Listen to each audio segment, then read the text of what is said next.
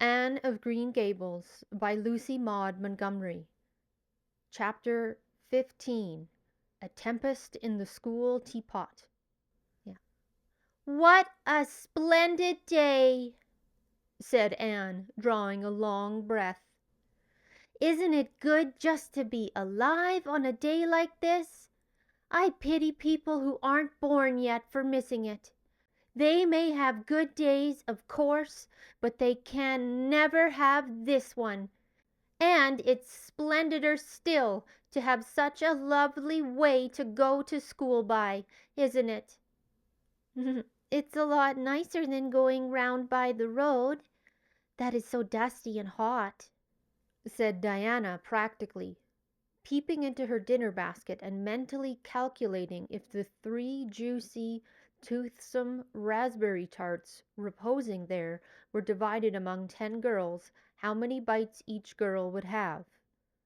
The little girls of Avonlea School always pooled their lunches, and to eat 3 raspberry tarts all alone, or even to share them only with one's best chum, would have forever and ever branded as awful mean the girl who did it. And yet when the tarts were divided among 10 girls, you just got enough to tantalize you. The way Anne and Diana went to school was a pretty one. Anne thought those walks to and from school with Diana couldn't be improved upon even by imagination.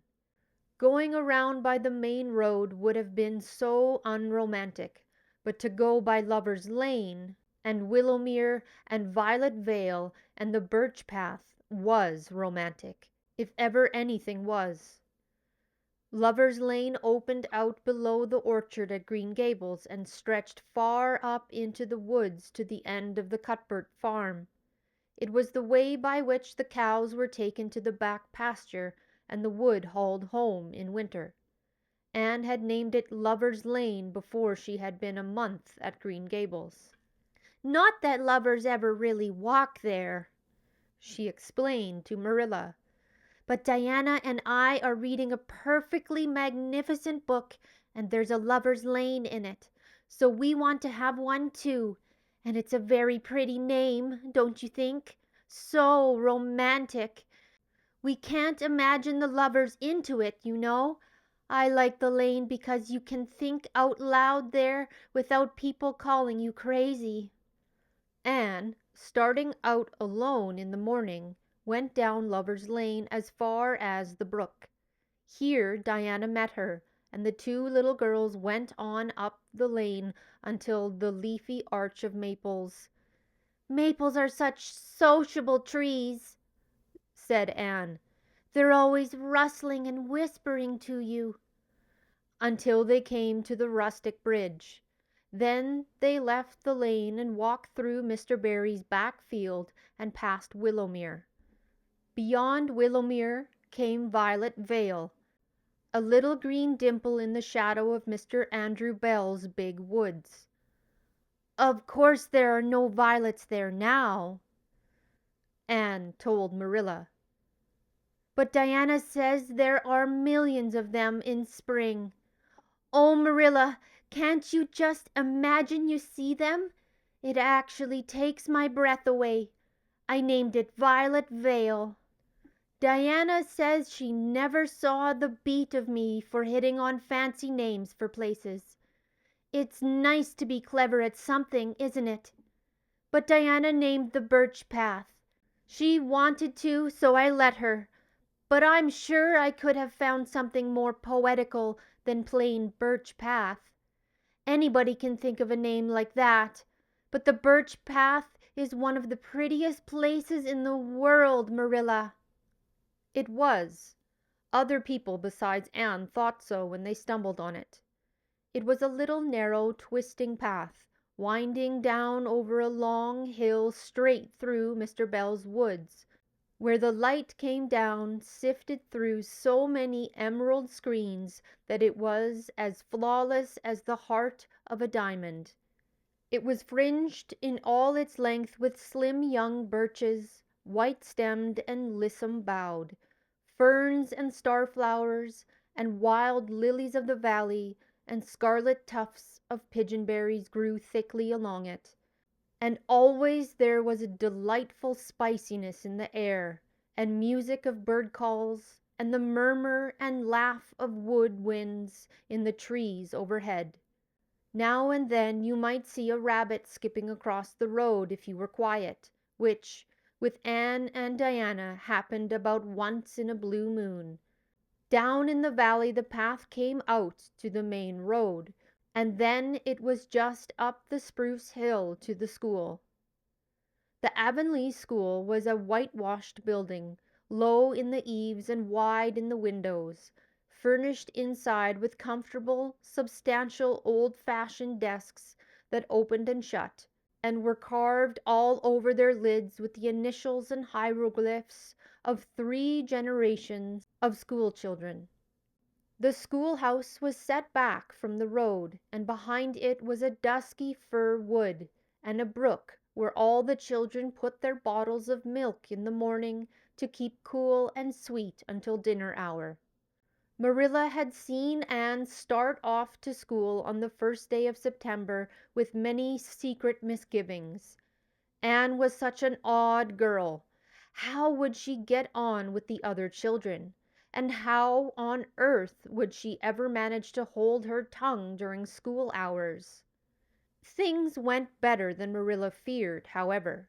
Anne came home that evening in high spirits. "I think I'm going to like school here," she announced. "I don't think much of the master, though. He's all the time curling his mustache and making eyes at Prissy Andrews. Prissy is grown up, you know. She's 16 and she's studying for the entrance examination into Queen's Academy at Charlottetown next year. Tilly Boulter says the master is dead gone on her. She's got a beautiful complexion and curly brown hair, and she does it up so elegantly. She sits in the long seat at the back, and he sits there too most of the time, to explain her lessons, he says. But Ruby Gillis says she saw him writing something on her slate, and when Prissy read it she blushed as red as a beet and giggled. And Ruby Gillis says she doesn't believe it had anything to do with the lesson." Here we go. "Anne Shirley, don't let me hear you talking about your teacher in that way again," said Marilla sharply. "You don't go to school to criticize the master.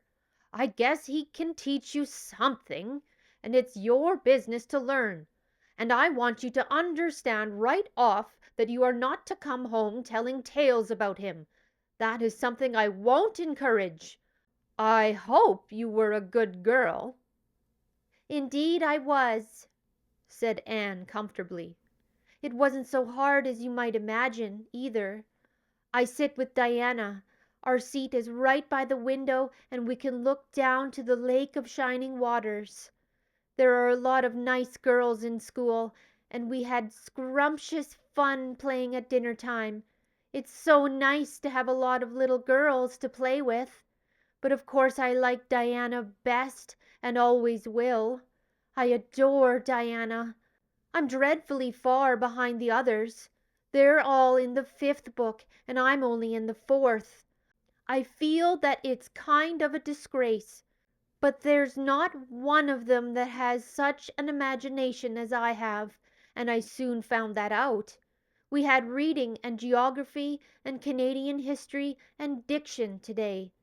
Mr. Phillips said my spelling was disgraceful, and he held up my slate so that everybody could see, all marked over. I felt so mortified, Marilla. He might have been politer to a stranger, I think. Ruby Gillis gave me an apple, and Sophie Sloane lent me a lovely pink card with 'May I see you home' on it. I'm going to give it back to her tomorrow. And Tilly Boulter let me wear her bead ring all afternoon. Can I have some of those pearl beads off the old pincushion in the garret to make myself a ring? And, oh, Marilla, Jane Andrews told me that Minnie McPherson told her that she heard Prissy Andrews tell Sarah Gillis that I had a very pretty nose. Marilla, that is the first compliment I have ever had in my life, and you can't imagine what a strange feeling it gave me. Marilla, have I really a pretty nose? I know you'll tell me the truth. I know you'll tell me the truth. Your nose is well enough, said Marilla shortly. Secretly, she thought Anne's nose was a remarkably pretty one, but she had no intention of telling her so. That was 3 weeks ago, and all had gone smoothly so far. And now, this crisp September morning, Anne and Diana were tripping blithely down the birch path, two of the happiest little girls in Avonlea. "I guess Gilbert Blythe will be in school today," said Diana. "He's been visiting his cousins over in New Brunswick all summer, and he only came home Saturday night. He's awfully handsome, Anne, and he teases the girls something terrible. He just torments our lives out." Diana's voice indicated that she rather liked having her life tormented out than not. "Gilbert Blythe?" said Anne. "Isn't his name that's written up on the porch wall with Julia bells and a big 'Take Notice' over them?" "Yes," said Diana, tossing her head. "But I'm sure he doesn't like Julia bells so very much. I've heard him say he studied the multiplication table by her freckles." "Oh, don't speak of freckles to me," implored Anne. "It isn't delicate when I've got so many.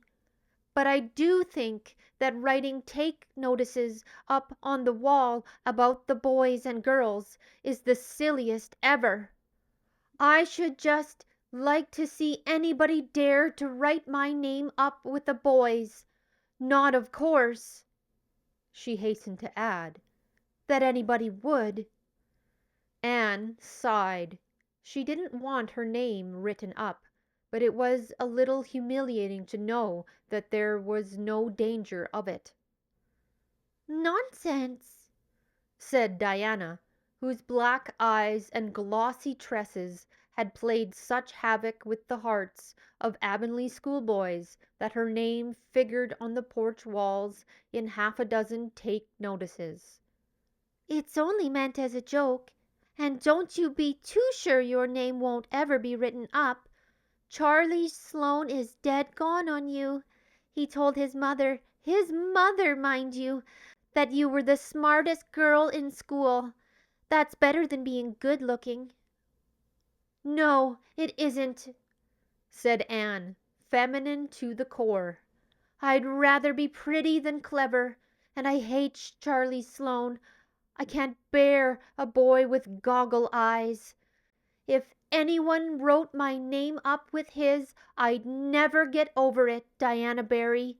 But it is nice to keep head of your class." "You'll have Gilbert in your class after this," said Diana, "and he's used to being head of his class, I can tell you. He's only in the 4th book, although he's nearly 14. 4 years ago his father was sick and had to go out to Alberta for his health, and Gilbert went with him. They were there 3 years, and Gil didn't go to school hardly any until they came back. You won't find it so easy to keep your head after this, Anne." "I'm glad," said Anne quickly. "I couldn't really feel proud of keeping head of little boys and girls of just 9 or 10. I got up yesterday spelling ebullition.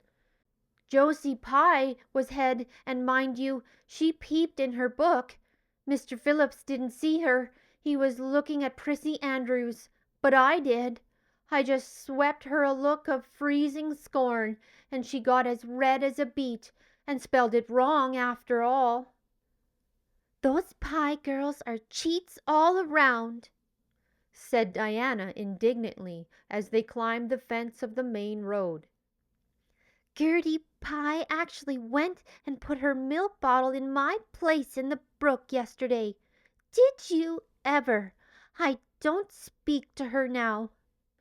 When Mr. Phillips was in the back of the room hearing Prissy Andrews' Latin, Diana whispered to Anne, That's Gilbert Blythe sitting right across the aisle from you, Anne.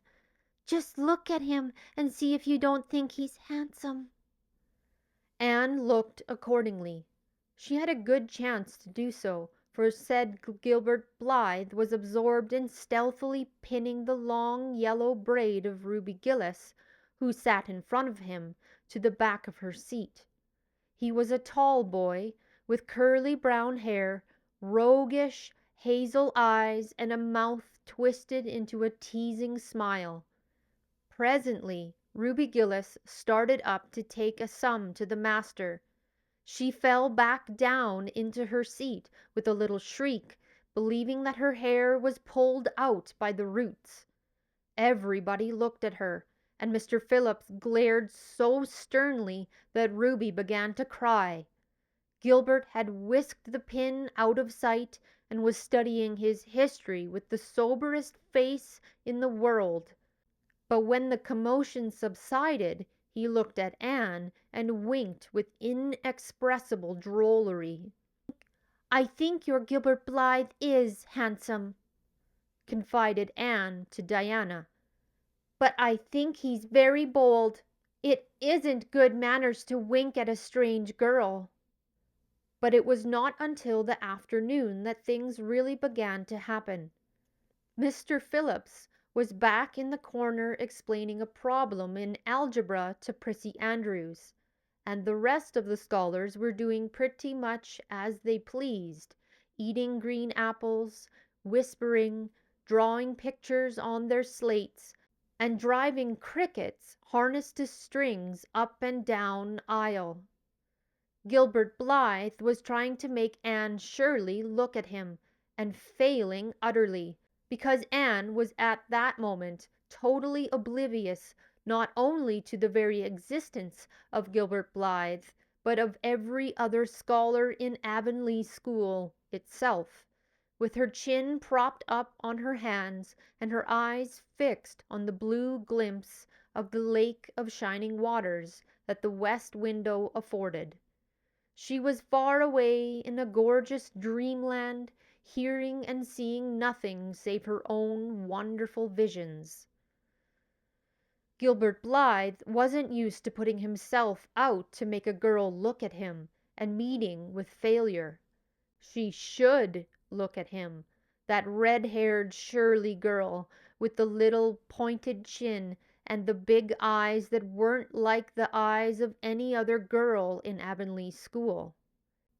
Gilbert reached across the aisle, picked up the end of Anne's long red braid, held it out at arm's length, and said in a piercing whisper, "Carrots! Carrots!" Then Anne looked at him with a vengeance. She did more than look. She sprang to her feet, her bright fancies falling into cureless ruin. She flashed one indignant glance at Gilbert from eyes whose angry sparkle was swiftly drenched in equally angry tears. "You mean, hateful boy!" she exclaimed passionately. "How dare you!" And then thwack! Anne had brought her slate down on Gilbert's head and cracked it.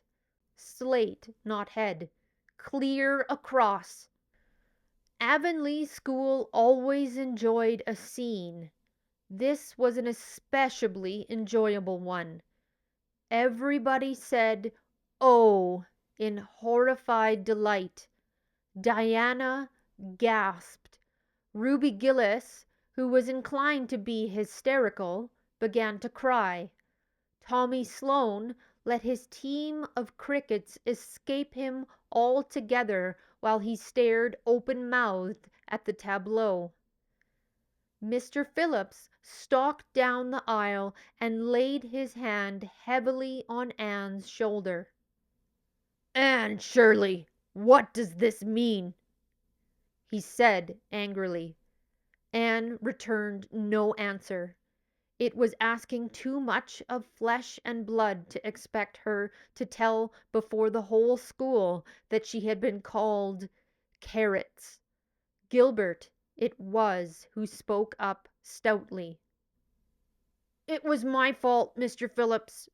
I teased her." Mr. Phillips paid no heed to Gilbert.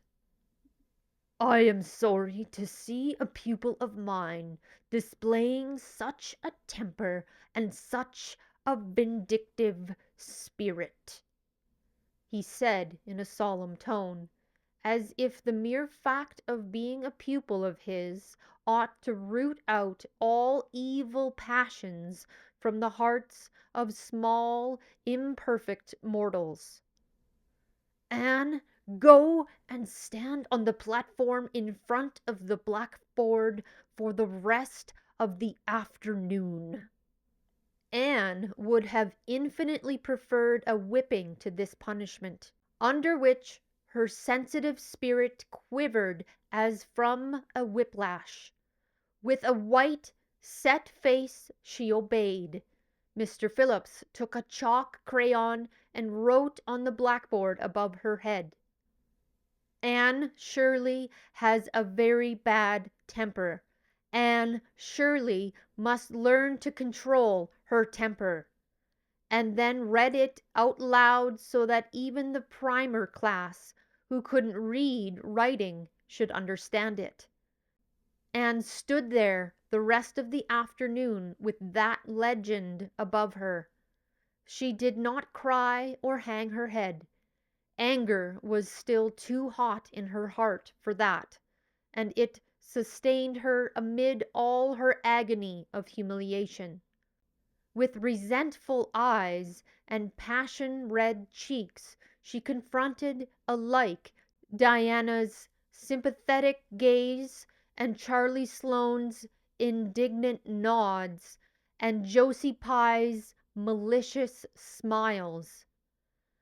As for Gilbert Blythe, she would not even look at him. She would never look at him again. She would never speak to him. When school was dismissed, Anne marched out with her red head held high. Gilbert Blythe tried to intercept her at the porch door.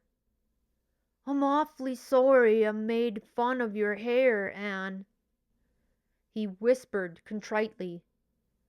"Honestly, I am. Don't be mad for keeps now." Anne swept by disdainfully, without look or sign of hearing. "Oh, how could you, Anne?" breathed Diana as they went down the road, half reproachfully, half admiringly. Diana felt that she could never have resisted Gilbert's plea. "I shall never forgive Gilbert Blythe," said Anne firmly. And Mr. Phillips spelled my name without an E, too. The iron has entered into my soul, Diana." Diana hadn't the least idea what Anne meant, but she understood it was something terrible. "You mustn't mind Gilbert making fun of your hair," she said soothingly. "Why, he makes fun of all the girls. He laughs at mine because it's so black. He's called me a crow 12 times, and I never heard him apologize for anything before, either." "There's a great deal of difference between being called a crow and being called carrots," said Anne with dignity. "Gilbert Blythe has hurt my feelings excruciatingly, Diana." It is possible the matter might have blown over without more excruciation if nothing else had happened. But when things begin to happen, they are apt to keep on. Avonlea scholars often spent noon hour picking gum in Mr. Bell's spruce grove over the hill and across his big pasture field. From there they could keep an eye on Eben Wright's house where the master boarded. When they saw Mr. Phillips emerging therefrom, they ran for the schoolhouse, but the distance being about 3 times longer than Mr. Wright's lane, they were very apt to arrive there, breathless and gasping, some 3 minutes too late. On the following day, Mr. Phillips was seized with one of his spasmodic fits of reform and announced before going home to dinner that he should expect to find all the scholars in their seats when he returned. Anyone who came in late would be punished.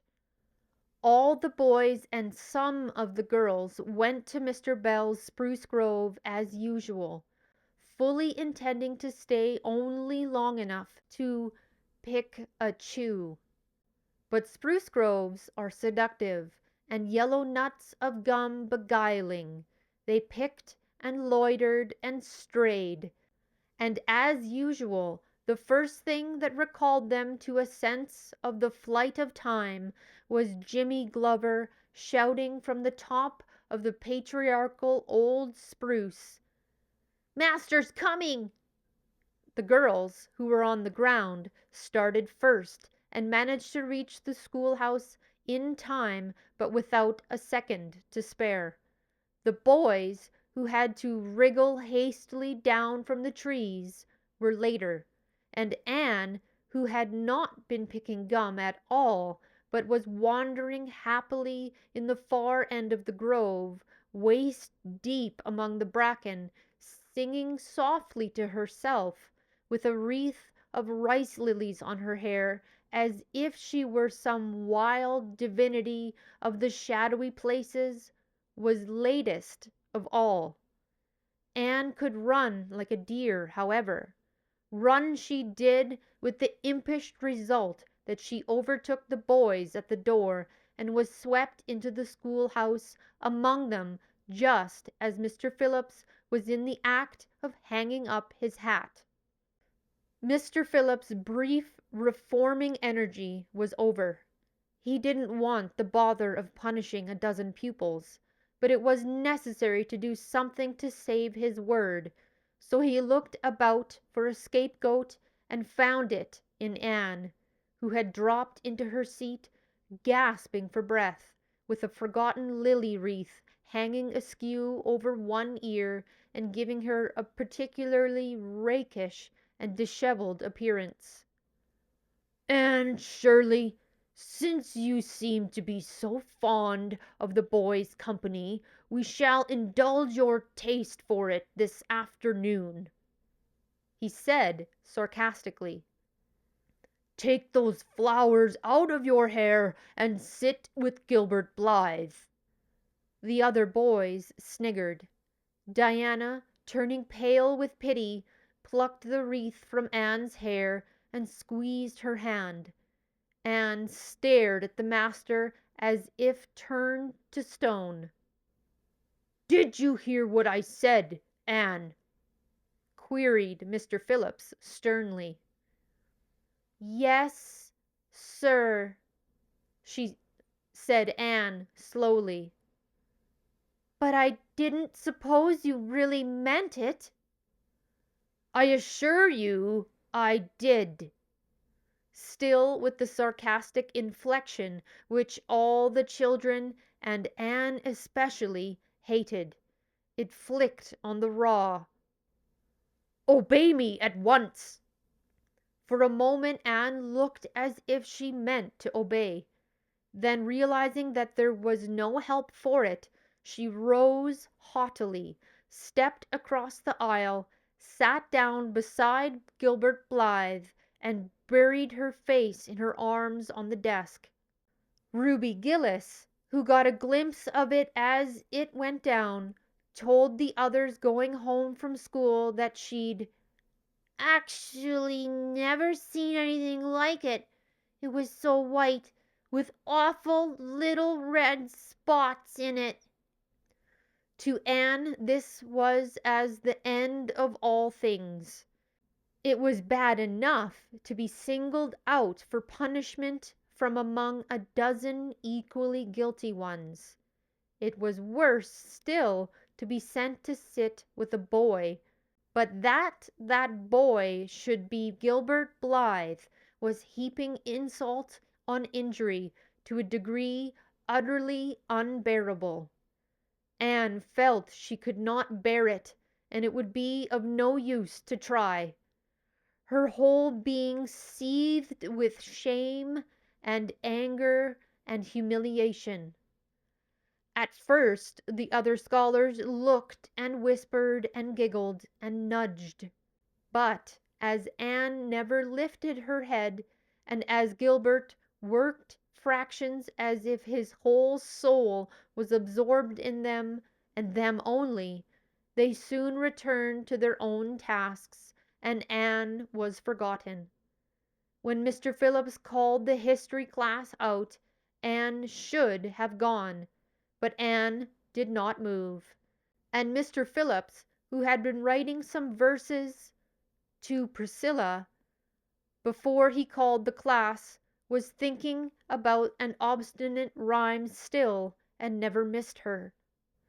Once, when nobody was looking, Gilbert took from his desk a little pink candy heart with a gold motto on it, "You are sweet," and slipped it under the curve of Anne's arm, whereupon Anne arose, took the pink heart gingerly between the tips of her fingers, dropped it on the floor, ground it to powder beneath her heel, and resumed her position without deigning to bestow a glance on Gilbert.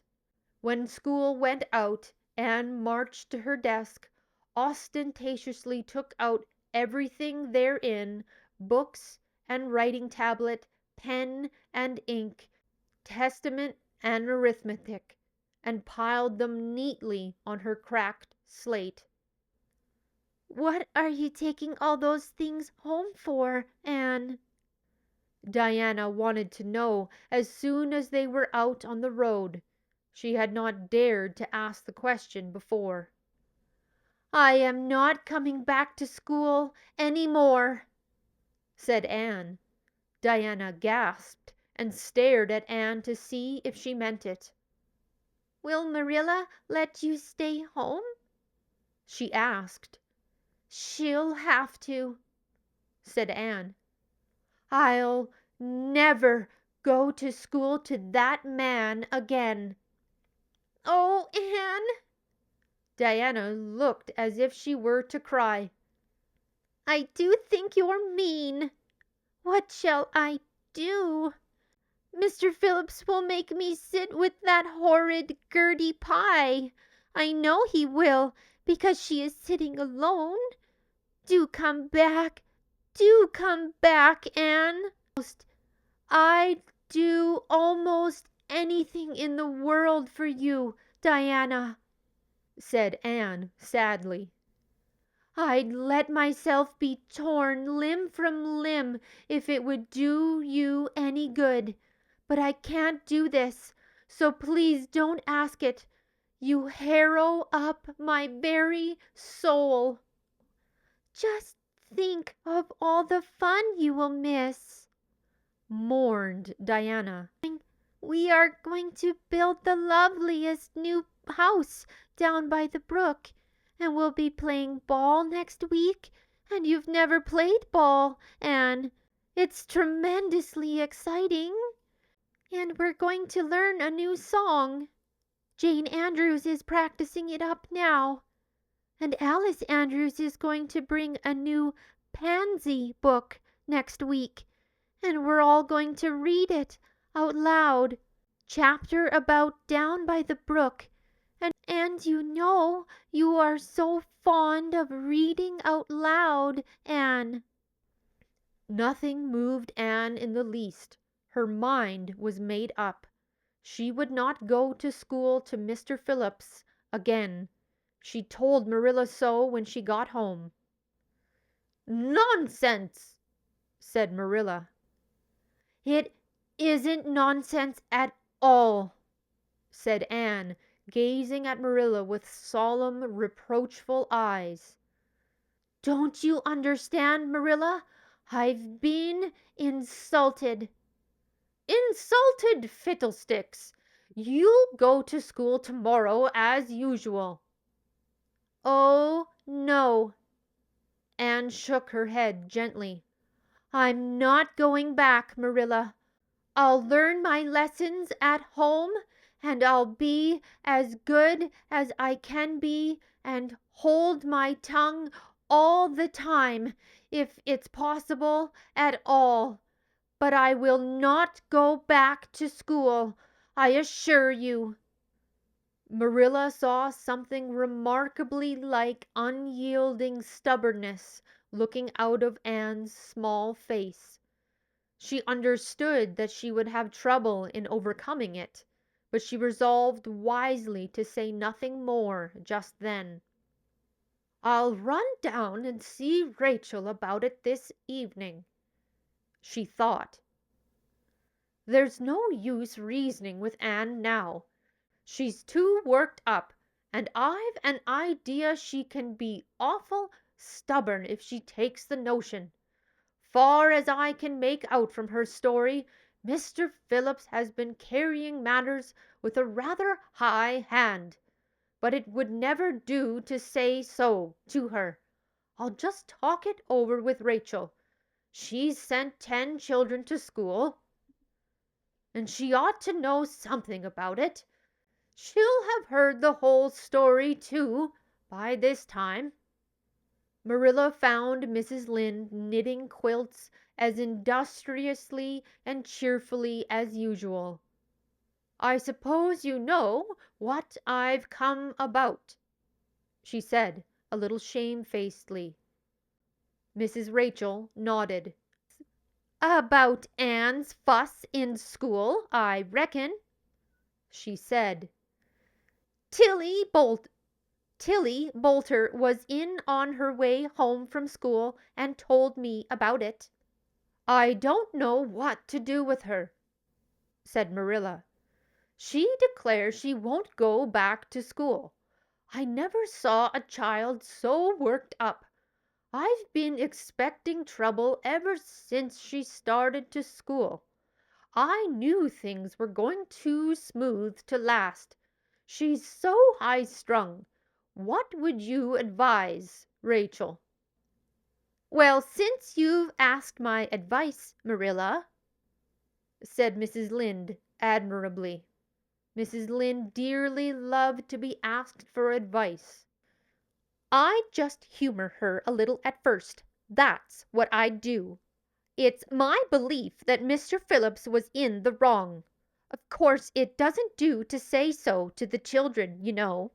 And of course he did right to punish her yesterday for giving way to temper.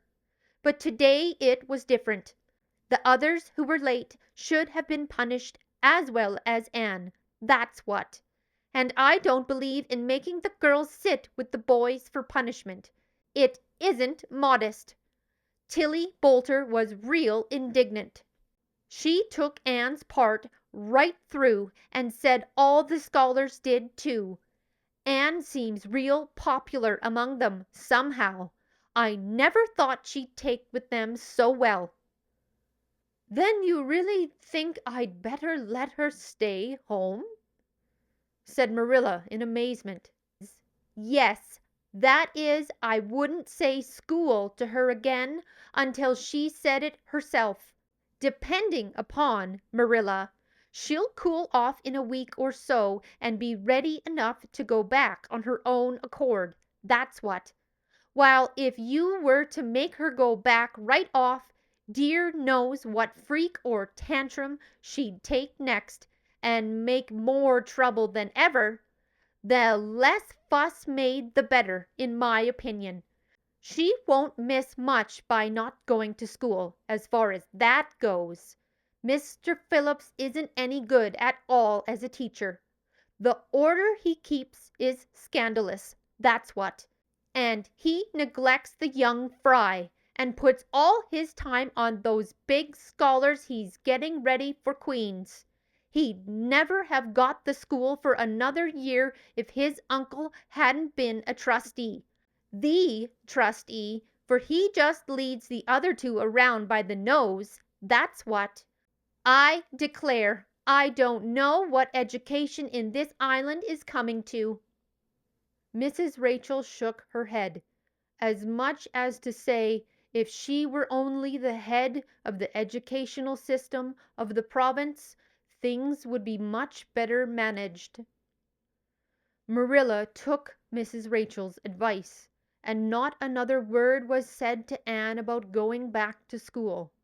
She learned her lessons at home, did her chores, and played with Diana in the chilly purple autumn twilights. But when she met Gilbert Blythe on the road, or encountered him in Sunday school, she passed him with an icy contempt that no whit thawed by his evident desire to appease her. Even Diana's efforts as a peacemaker were of no avail. Anne had evidently made up her mind to hate Gilbert Blythe to the end of life. As much as she hated Gilbert Blythe, however, she did love Diana with all the love of her passionate little heart, equally intense in its likes and dislikes. One evening, Marilla, coming in from the orchard with a basket of apples, found Anne sitting along by the east window in the twilight, crying bitterly. "Whatever's the matter now, Anne?" she asked. "It's about Diana," sobbed Anne luxuriously. "I love Diana so, Marilla. I cannot ever live without her, but I know very well when we grow up that Diana will get married and go away and leave me. And oh, what shall I do? I hate her husband. I just hate him furiously. I've been imagining it all out, the wedding and everything. Diana dressed in snowy garments with a veil and looking as beautiful and regal as a queen, and me the bridesmaid, with a lovely dress too, and puffed sleeves, with a breaking heart hid beneath my smiling face, and then bidding Diana good-bye." Here Anne broke down entirely and wept with increasing bitterness. Marilla turned quickly away to hide her twitching face, but it was no use. She collapsed on the nearest chair and burst into such a hearty and unusual peal of laughter that Matthew, crossing the yard outside, halted in amazement. When had he heard Marilla laugh like that before? "Well, Anne Shirley," said Marilla as soon as she could speak, "if you must borrow trouble, for pity's sake borrow it handier home. I should think you had an imagination, sure enough." That was chapter 15 of Anne of Green Gables by Lucy Maud Montgomery. I hope you enjoyed it. Bye.